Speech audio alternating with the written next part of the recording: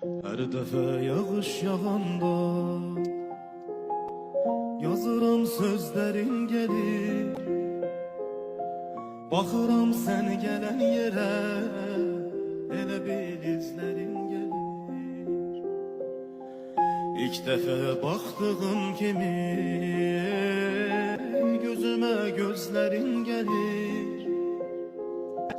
Yenə xatırlayıram mən səni qəm pəncərəsində.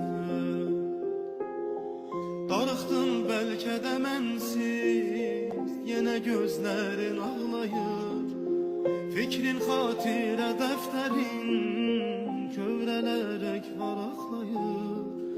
Bir tərəfdən yağış yağır, bir tərəfdən yar ağlayır. O mənim